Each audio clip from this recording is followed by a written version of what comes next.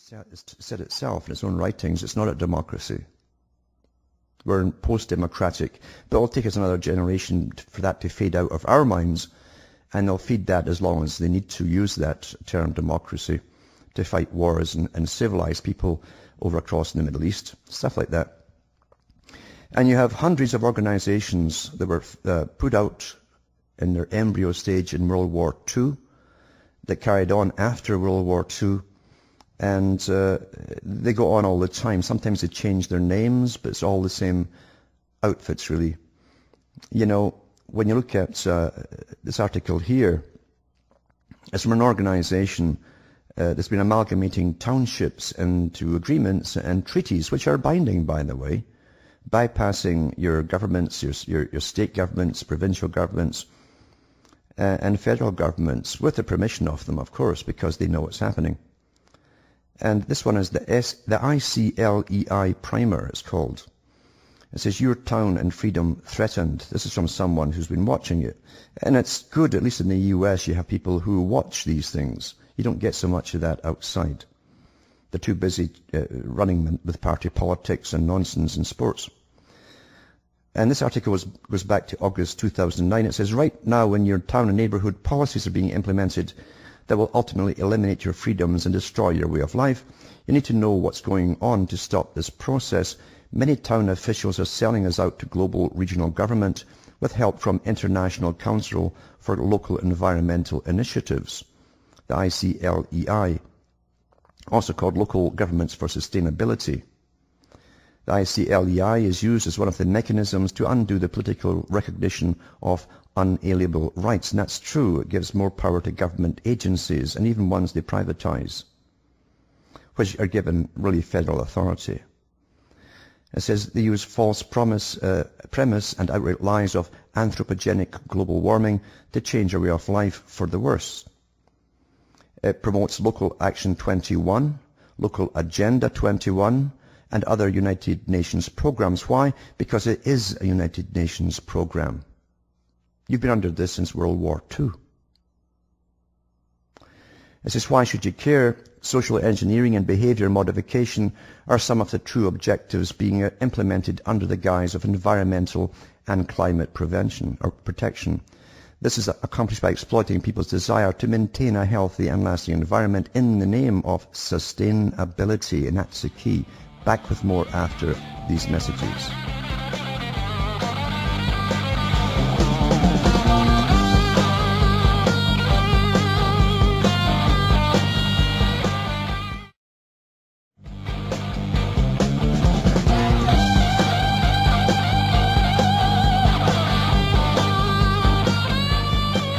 Hi folks, I'm Alan Watt. We're cutting through the matrix, talking about some of the organizations. There's hundreds of them, hundreds and hundreds of them, non-governmental organizations that have many people within government working for them, by the way.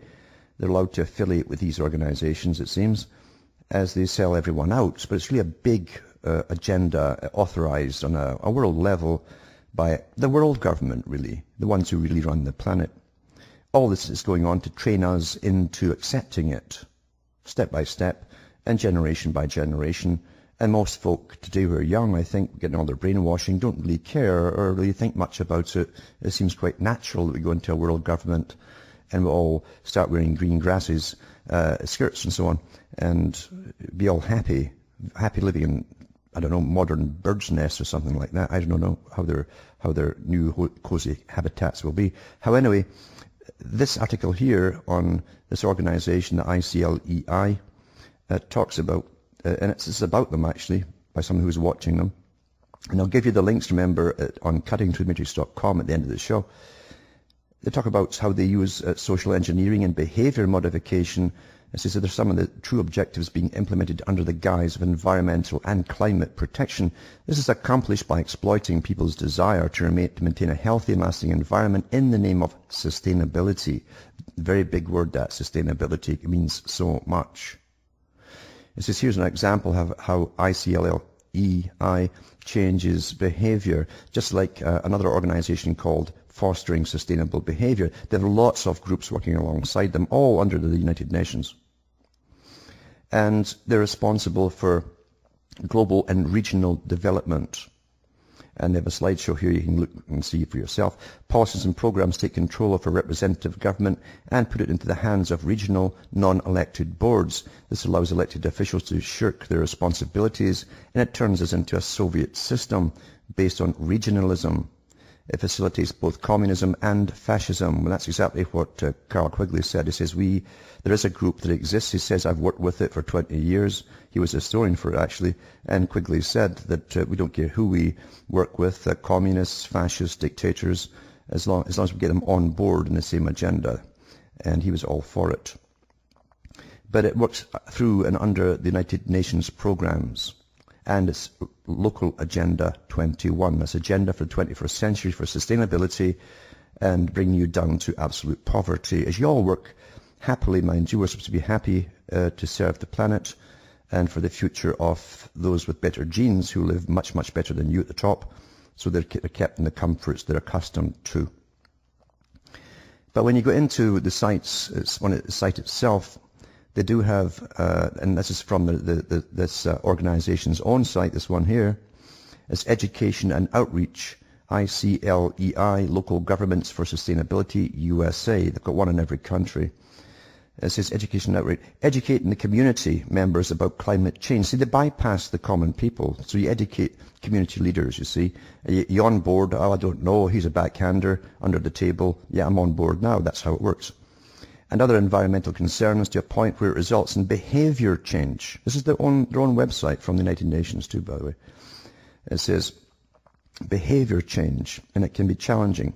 Although when awareness of environmental issues is first raised, now awareness, when they say raising consciousness or raising awareness, they mean they're going to focus you through propaganda to a topic yet they haven't thought of, and they're going to make sure that you come out of that understanding with the understanding they give you. That's what they mean by raising consciousness, raising awareness. So when raising awareness of environmental issues is raised via targeted and well-publicized efforts, and well-funded, I should add, the experience gained by the local government can inform and inspire individual action, leading to substantial community-wide reductions in energy use and greenhouse gas emissions. Now, this organization is not some pithy little organization. This is a well-funded group with the ears of all your politicians, right down to your local councillors. It says campaigns that rely solely on providing information rarely have the ability to change people's behavior.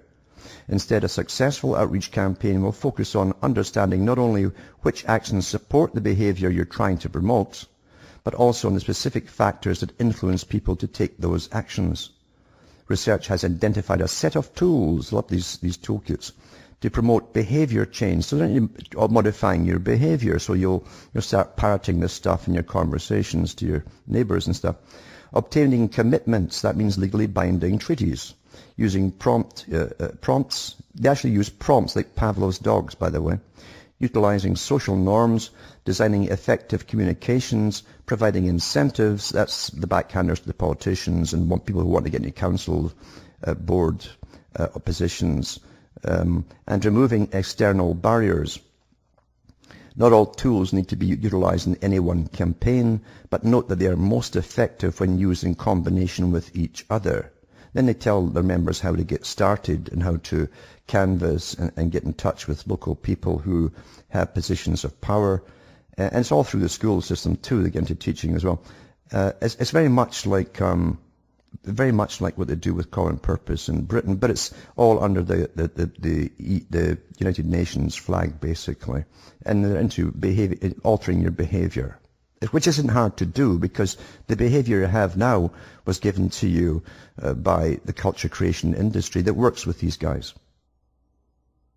Everything that you think you are as a person is literally, you're a composite. You're a composite of your programming and the time that you are born into and grow up in. You're a composite. Even right down to your dress and your speech and your behavior. Back with more after these messages. Hi folks, I'm Alan Watt. We're cutting through the matrix, going through just a few of the organizations out of the hundreds and hundreds that work under the United Nations to bring in a planned society worldwide. All the same, standardized. They must standardize everything. And you can go back into their techniques for hundreds of years, in fact, back to John Dee, then Bacon, who talked about free trade and building an empire through free trade. But along with the free trade, they'd have to accept, if they wanted to trade with you, other countries would have to accept the same system as you, which they now call it democracy. They didn't have the name then back then for democracy, but they call it democracy today. And standardization. And the same organizations worked very, very well for a long, long time, bringing in what they called free trade through the British Empire. And then at the League of Nations, they said, well, the British Empire already is the nucleus of a world governmental system, so they'd build on that. But they would put the US as the leader from then on, because they had more resources and men and a tax base as well. British tax base was bust way back then. And they tried before that, too, to bring in a pan-American union before World War I, in fact. And big players, big wealthy players, and the usual suspects and Rockefellers and all the rest of it were funding a pan-American union. And at that time, too, the Milner Group that became the Royal Institute for International Affairs, when it combined with the Cecil Rhodes Society, they all worked together, of course, from the beginning.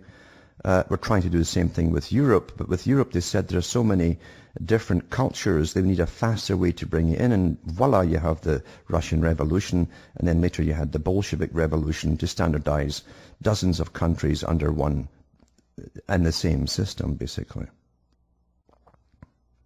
But you're working, as I say, in one big agenda. Everything that happens is an agenda. The whole greening project is part of the UN agenda, written long before they were called the United Nations. And you're all going to live in sustainability, which is dire poverty. And remember what the Royal Institute for International Affairs-CFR said long ago in their charters. They're bringing a world of servitude. Your purpose in the world will be to serve the world. Service to the world. State. And that's still the goal. And they can bring it in quite easily and convince people, once they bring in food shortages and so on, that this is the only way we can go. You understand, we could be made to believe anything. We already have. Every generation is made to believe anything the elite want. Anything. At all. Even making you think you're free at times. Because you can go from here to there unmolested. And they still think they're free in lots of countries where they've got their own versions of homeland security. With police dressed like stormtroopers at the sides of the roads, or asking for their ID in subways. And they still think they're free. That shows you how mad we are. We're driven to the edge of madness, aren't we? If you believe that, you're free. And you're getting taxed into oblivion under a plan to literally bring all of you down until you'll take ration cards instead, and you will allow the state to guide you. And you will decide if the state says you can't breed, that you won't breed, and you will do what the state does. And if they say school to work, this is what you're going to work at, you will work at it. Because they combined the Soviet system with that of the West, as was always the plan, by the way. And that came out in the Rees Commission. And Norman Dodd came out with it. There's a very good interview with him up on YouTube. It's just astonishing to see what's really, really happening in the world and what's bringing it all about. For instance, here's another article here by ICLEI, and it says, invasive UN treaty in 600 American cities. A treaty, you see.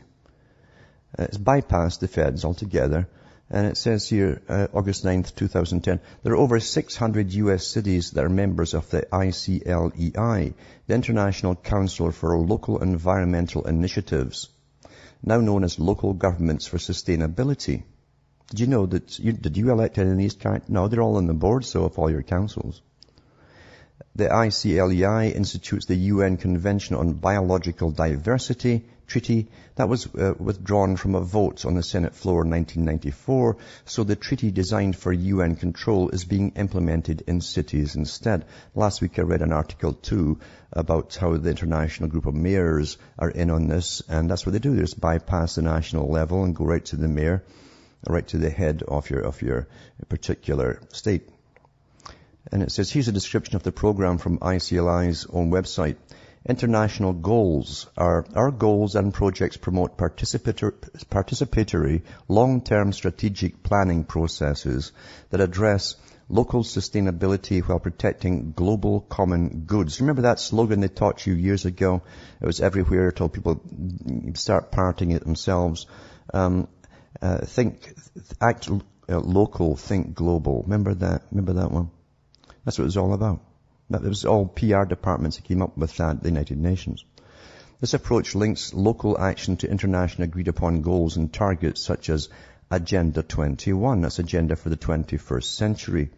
The Rio Conventions, the UN Framework of Convention on Climate Change, the UN Convention on Biological Diversity. The ICLEI has many carbon reduction schemes that seem harmless, but ICLEI uses small steps to accomplish its goals. Last week, Colorado gubernatorial candidate Dan Mays warned the ICLEI is a United Nations plot for control at a rally in Denver, which is an ICLEI city. They run your council. It made international headlines, and some people scoffed because Mays uses the bicycling program as an example. ICLEI does have programs to limit transportation.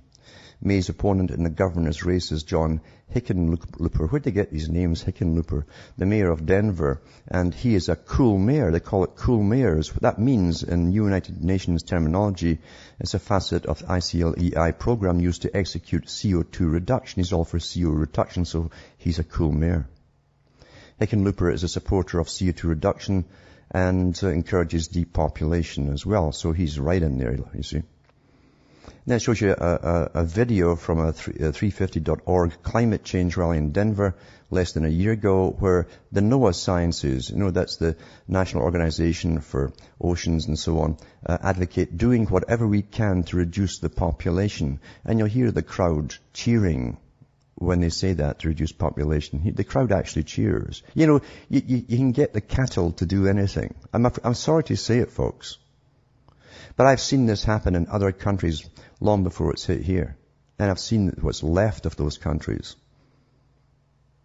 And they can make the cattle clap their hoofs together, jump for joy when they're told bad news, whatever they want through scientific indoctrination. It works very well. And believe you me, people in North America are not resistant to this technique. Back with more after these messages.